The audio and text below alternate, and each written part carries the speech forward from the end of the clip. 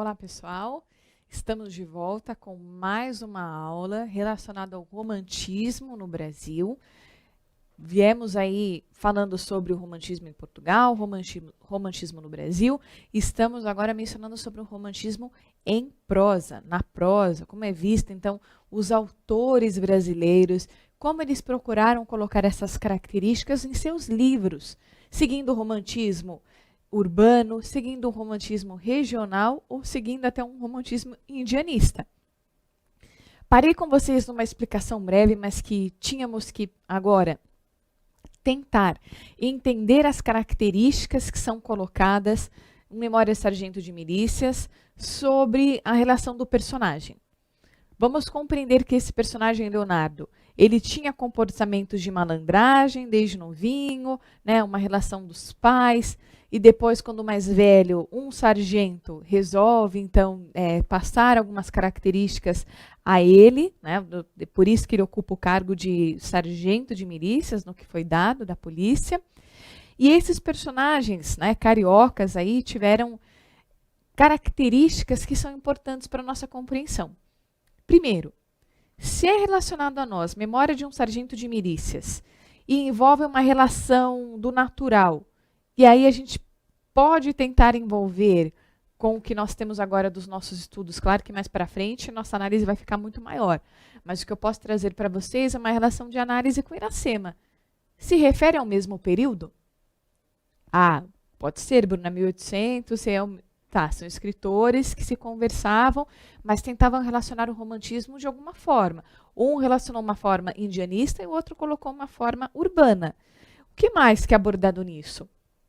Tem um amor, então o Leonardinho vai tentar se apaixona por uma moça e depois não dá certo, mas Luizinha, que era o seu amor desde jovem, é com que ele casa, né? E por que Memórias de um Sargento de Milícias? Ele vai contar tudo que ele passou. Dá para compreender? Então, explicar o que ele teve, quais foram as malcriações, né, que ao longo do livro vai mostrar como ele tratava as pessoas, como essa questão da malandragem, o tratar o outro, ao tentar se esquivar de uma situação, e como ele chega, né, de um sargento. As memórias é exatamente dele, então ele vai trazer as características do que é colocado e do que é mostrado a isso. Nessas características de Manuel Antônio de Almeida, a gente consegue compreender o seguinte, que situa, então, numa relação de romance urbano, era escrita em forma de folhetim, ou seja, esse livro fez muito sucesso na corte, muito mesmo. Por quê? Pois ele tinha de classes populares, mostrava uma relação de Leonardinho, as características de um carioca, mas que não era nobre. Então, isso atraiu muito a atenção, né? Então, o folhetim ele começou a faturar cada vez mais, era muito mais comercializado, vendido. E esse perfil descontraído, né, que trazia, era traçado, né, de uma forma bem precisa no período do Dom João VI. Então, atraía aí algumas características. Então, a gente começa a perceber que o autor ele tinha um propósito, mostrar desculpa, uma relação de militarismo, como que era colocado isso na época, colocar um amor de um personagem, mas que ele não é rico, e como que ele tinha um comportamento desde criança, como os pais lidavam com essa situação e como chegou. E aí, como vai se transformar em memórias. Por isso que o título é de suma importância. Eu sempre falo para vocês, o título tem sempre um porquê. Nas provas que tem, de vestibulares, quando vocês colocam até mesmo no Enem, tem um porquê. Não coloquem o título já diretamente. Ah, eu vou começar pelo título, vou colocar. E aí coloca a mesma coisa que o tema. A gente tem que tomar muito cuidado com isso.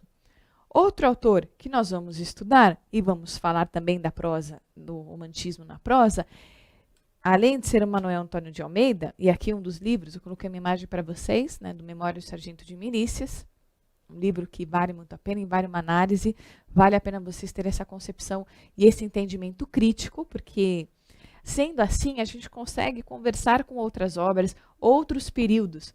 Não adianta só eu entender que é um personagem que seguia algo militar E tá, mexeu com uma relação de índio. Ah, não, não tem nada a ver, não vou comentar. Mas às vezes o vestibular pede isso. Qual que é a relação e característica? Aponte e descreva. Aí a gente fala, ah, não, não, aí já não sei. Eu vou tentar encher uma linguiça na hora da prova. Vou explicar um pouco do livro, porque eu li, e li um pouco do outro livro. Aí quem sabe aceita um pouco. Aí o professor vai lá, né, depois olha a correção, mas não foi isso que eu pedi. Eu sei que ele leu, mas e o além? Né, é isso que a gente pede para vocês, o além. O livro, ok, mas qual que é a análise crítica em cima disso? Tudo bem? Então vale a pena vocês refletirem sobre isso. Outro autor foi muito conhecido também para a época, foi Bernardo Guimarães. O Bernardo Guimarães, ele nasceu em 1825, faleceu em 1884, e ele foi o romancista e poeta brasileiro da escrava Isaura, né, o romance mais popular. Hoje em dia, os nossos pais, nossos avós comentam sobre a escrava Isaura, porque já viram telenovelas. Ah, eu lembro, sim. Acho que passou em alguma mídia, né? Passou na mídia e eu assisti. Não, eu vi pelo livro. Então, tem características diferentes. E olhem aí como é permeado. Agora, o escravo, relações da escravidão. Lembra que tudo isso começou, então, mostrando que Iracema tinha o filhinho. Se eu tivesse que relacionar, quais as características que eu colocava? Peraí, a escrava Isaura era vista como escrava branca. E aí a escrava branca pode envolver com questões de Portugal, né? Porque ela era encantada e o que acontecia lá? O Leôncio era um fazendeiro apaixonado por ela. E o que aconteceu? A Isaura é filha de um escravo e uma mulher, um homem branco. Vamos tentar compreender assim. O pai era branco e a mãe escrava. E aí o que acontece na história? A moça é tão linda e tão encantadora que vai trabalhar na casa grande. Lembrando que as mulheres belas e maravilhosas, o que acontecia para a época? Elas trabalhavam na casa grande. Por quê? Porque os homens da casa grande, muitas das vezes, traíam as suas esposas com essas escravas. Então, ele escolhia. Na época, então, o homem selecionava e escolhia quem era escrava que ia ficar. Olha, essa escrava vai cozinhar, essa escrava vai me dar banho, essa escrava vai lavar a roupa. Era visto desta forma, era caracterizado assim. Então vamos pensar nessa análise como era dada. Os escravos vieram desde o tráfico negreiro, vieram para o Brasil, se instalaram em algumas regiões e vendidos aí a preços de banana, muito baratos. Para quê? Para as plantações de café e cana-de-açúcar. Por quê? O Brasil exportava um grande número de cana-de-açúcar. Depois, no Nordeste, Maurício de Nassau se instalou porque se interessou bastante pelo solo fértil que tinha da cana-de-açúcar no Nordeste. Então, dessas diversas características que os escravos começaram a prestar os seus serviços de graça, prestando seus serviços de graças aí para o Brasil, o que aconteceu? Eram selecionadas essas escravas. E a escrava Isaura foi aí escolhida por Leôncio para ficar dentro de casa, mas não punha a mão na massa. Era uma moça que foi educada para falar francês, tocar piano, e era sempre admirada, né? Então, Leôncio ficava admirando, investia em algo mais, porque o sonho dele um dia era conseguir a escrava para ele. Ao longo da história, a gente vai perceber que a escrava passa por diversas emblemáticas, diversos problemas, né?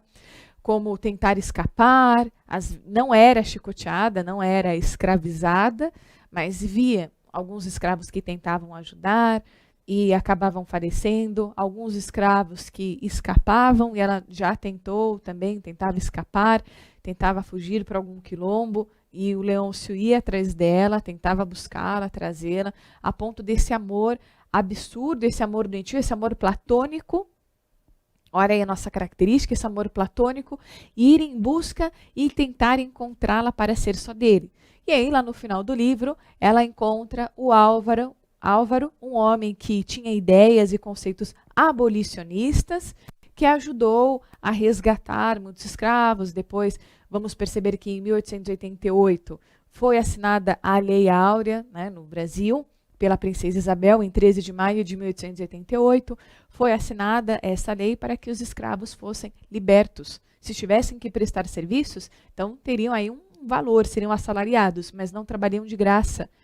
Porque muitas das vezes eles trabalhavam sem parar, prestavam serviços mesmo doentes, mesmo com diversos problemas. Então a escravizaura foi resgatada, se apaixonou pelo Álvaro, o homem branco que tentou buscar diversas formas de resgatar os escravos, de libertá-lo e trazer essa ideia aí da abolição terminar o quanto antes disso acabar.